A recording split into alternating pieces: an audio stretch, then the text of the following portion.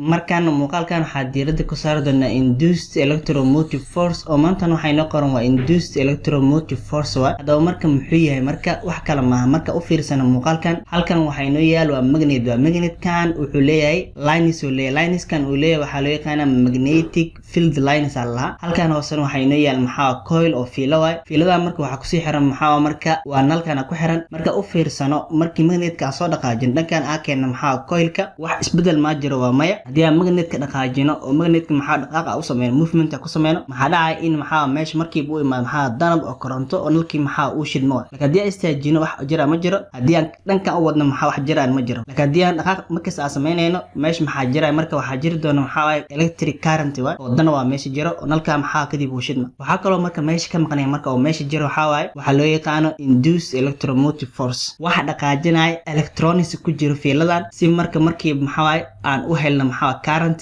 farqiyaas meesha ka jiro kaasa waxa loo yaqaanaa electromotive force alla si kooban waxa dhigi karnaa maxaa voltage ka waxa dhaqaajinayo electronicska ee ku jira fiiladaas si maxaa u helno electric current kaasa marka waxa loo yaqaanaa electromotive force alla waxaana loo soo gaabiyaa EMF oo waxa la induced EMF loo yaqaanaa si fududna waxa loo yaqaanaa voltage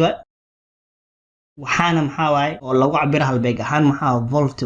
beegis maxaa voltage oo volt ay qaybtan marka u fiirsano same way oo markaan waa magnet dhinaca maxaa south pole way dhinaca maxaa n way idan maxaa north pole way dhaxda marka waxa ka jiro waa magnetic field lines way waxa wareegsanaya maxaa marka waa coilka waa fiilada way marka maxaa magnetic fieldiga ayaa waxa ku dhex wareegsanaya marka fiilada qaybta waxay anaga amaan waxa sameynayni in magnetka dhaqaajinayd markaan wax dhaqaaqay maxaa waa fiiladii way dhaxdan marka waxa ka jiro magnetic field way magnetic fieldigaas marka dhaxda ka jiro ee fiiladan oo sameynaysa maxaa isbedel meeshaas wax ka dhalanayo ayaa waxa loo yaqaanaa electromotive force alla induced electromotive force oo loo soo gaabay maxaa EMF waxa kale oo meesha ka maqneen oo meeshaas ka dhalanay maxaa waa electric current induced electric current marka u baahanna inaan soo xisaabino electromotive force marka waxa lagu helaa qaacidooyinkan xaraf ahaan waxa loo qaataa E loo qaataa qaacidadiisu waxay tahay BLV sin theta B waxay u taagan tahay waa magnetic field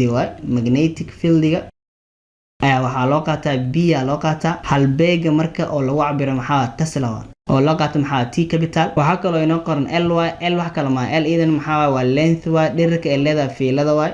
waxa lagu cabiraa maxaa meter marka hadii uu noqdo maxaa centimeter waxa bedeli doonaa meter waxa kale oo inoo qoran waa V na maxaa speed waa xawaaraha markaas fiilada maxaa ee ku soconaysa waxa lagu cabiraa meter per second sin theta idan xagasho hadii marka u baahanay inaan soo yeelno electromotive force marka ayna ku tahay maxaa fiilada mid ku ah perpendicular hadii ku tahay fiilada maxaa magnetic fieldiga kaliya markaas waxa isticmaalana BLV oo kaliya oo maxaa xagasha booska theta waxa gali doona sin 90 sin 90 qiimeeda maxaa 1 sin 91 waxa ku dhacay marka 1 kaas wuxuu ku dhacay BLV kadib markiiba qaacidada maxaa waxa qaadan karnaa kaliya BLV markay tahay parallel markiiba kaas waxa dhigi karnaa maxaa iidu waxay la mid tahay marka 0 saddexan qaada isticmaal doona mar ay jirto xawa hagal iyo mar ay tahay perpendicular oo la isticmaalay BLV iyo mar ay tahay parallel oo markiiba waxa soo baxay ka 0 halbeega lagu cabiro EMF ka waxa dhana maxaa voltage oo loo qaato V waxa kale oo muhiim ah rabnaa inaan fahamsana marka rabnaa soo xisaabin current-ga waxa lagu helaasana maxaa waa EMF ka loo qaato oo loo qaybinayo maxaa R halbeegis isna maxaa waa ampere oo loo qaato A idan waana qana midaan R waxay u taagantahay kalmaan R waa resistor ku xiran maxaa circuit-kaas R waxa resistor waa iska caawinta halbeeg ahaan asan maxaa waxa lagu cabiro ohm hadii ohm arag macnaheedu waxa haysna R haysna maxaa resistor haysna idan maxaa waa electromotive force ayna waxay u taagantahay current waxa current electric current waa danab korontada halbeegisan maxaa asan waa ampere oo loo qaato maxaa A alaasoo kaliya waxa u baahanaa si aan u faahno qaacidooyinkan qaabka noqonayaan tusaalooyin marka soo qaadano keena marka let's go tusaalaha ugu hore waxa inoo qoran a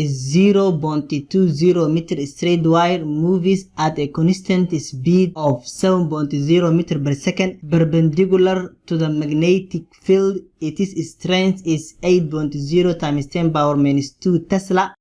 How much induced electromotive force is generated in the wire? B, if the wire is a part of its resistance circuit is 0.05 ohm, what is the magnitude of the current passing through the wire? oo wuxuu leeyahay maanta waxaa haysanaa 0.20 meter straight wire haysanaa, waxaa haysanaa fiilo toosan, fiiladan tooska dhererkeeda wuxuu gaaraa eber dhibic labo eber oo meter waay. Movies constant speed, marka xawaaraha markay ku socoto maxaa waaye, fiiladan waa xawaaro oo constant joogto waay, wuxuu gaaraa 7.0 meter per second waay, waxayna ku qotontaa marka magnetic fieldiga marka meesha ka jiro awoodiisana wuxuu gaaraa magnetic fieldigaas waa 8.0 times 10 power minus 2 tesla waay. su-aasha a marka waxay leedahay how much induced electromotive force, waa imise marka electromotive forcega laga dhaliyay maxaa fiilada. marka labo wuxuu leeyahay haddii marka fiilada maxaa uu ku xiran yahay resistor marka uu gaaray 0.05 ohm, waa maxay tirada marka currentiga dhex maraya fiiladan. ugu horreyn horta waxaa qoran doonaa givenka sa u faahno waxa maqan iyo waxa aan haysano.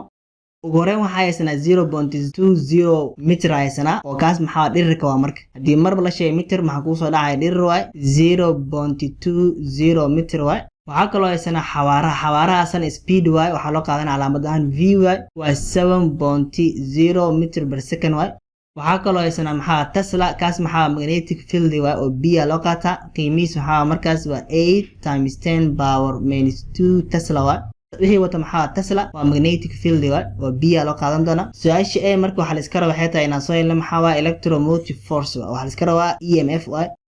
ama e u qaado isku mid waay. su-aasha b na waxaa la iska rabaa inaan soo helno maxaa waaye waa current waay, current aa maqan oo aa maqan waay, current aa la iska rabaa. waxaa kaloo meesha ku haysanaa marka maxaa waa resistor aa meesha ku haysanaa oo qiimihiis maxaa asana waa 0.05 ohm. hadda marka waxaa dhihi doonaa maxaa su-aasha a marka soo hel, marka haddii lagu diro maxaa EMF marka maxaa lagu helaa. maanta waxa laga hadlayo waxaa waaye waa marka fiiladu ay ku tahay perpendicular waay, kadib waxaa isticmaali doonaa symbol qaacidadeed maxaa BLV waay. kadib waxaa dhihi doonaa maxaa EMF marka wuxuu la mid yahay booska b marka waxaa haysanaa magnetic field waa midaan waay, oo waxaa haysanaa waa 8 oo lagu dhufanayo 10 ku jibaara minus 2 waay, oo lagu dhufanayo dhirirka asana meeqa waa L waay, waa eber dhibic maxaa waaye 2 eber waay, oo lagu dhufanayo maxaa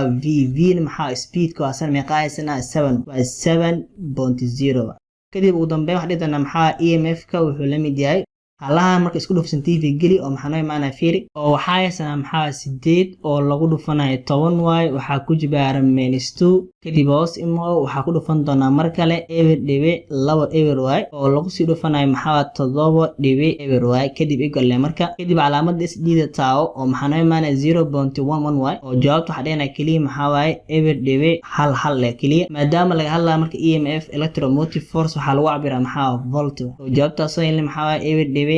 hal oo volt. su-aasha qaybta koowaad oo a marka waa ka shaqeyna, marka waxaa harsan qaybta b, marka b waxaa la iska rabaa xitaa inaan soo helno waxaa waa current waay. haddii lagu diro current marka oo loo qaato I waxaa lagu helaa ku heshiine in maxaa waa EMF taa soo helna mis e u qaado isku mid waay, oo loo qaybinayo maxaa waa r waay. maanta booska marka waxaa soo helna eber dhibic hal waay,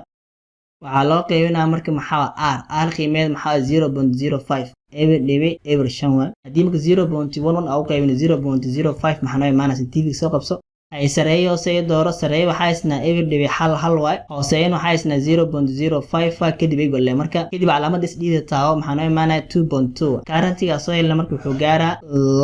2.2 ampere waay. maadaama laga hadlaya marka current waxaa lagu cabiraa maxaa ampere waay, oo jawaabtaa soo helna maxaa halaas oo keliya waay.